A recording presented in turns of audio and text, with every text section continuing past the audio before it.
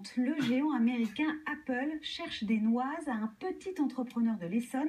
La raison, il a utilisé le mot iPhone pour le nom de sa société et ça ne passe pas.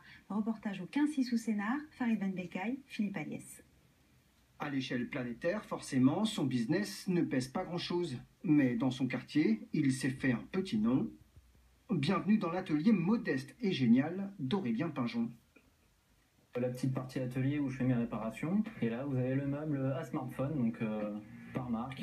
Écran, batterie, appareil photo, ce mécanicien du numérique soigne petits et grands bobos. Et voilà que devenu indispensable dans le quartier, sa petite entreprise semble susciter des jalousies. La plupart des gens ne savaient pas qu'on pouvait changer les écrans, qu'on pouvait changer la caméra, la batterie. Effectivement, on peut gêner. On peut gêner sur le marché parce que c'est vrai que ça réduit peut-être la clientèle des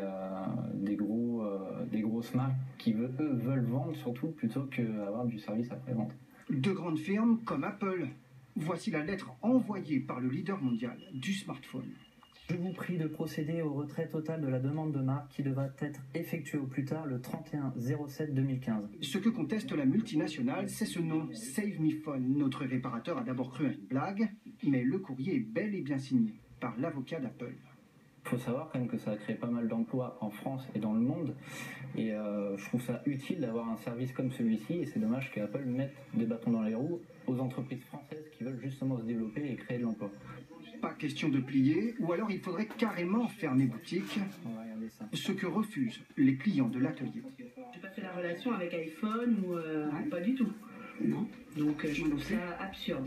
Moi non plus, je comprends pas pourquoi mettre des bâtons dans les roues dans des jeunes qui se lancent. À peine 3 000 € de chiffre d'affaires à l'année, autant dire qu'un conflit devant les tribunaux face à une firme milliardaire serait fatal. L'Institut de la propriété industrielle doit trancher dans les mois qui viennent.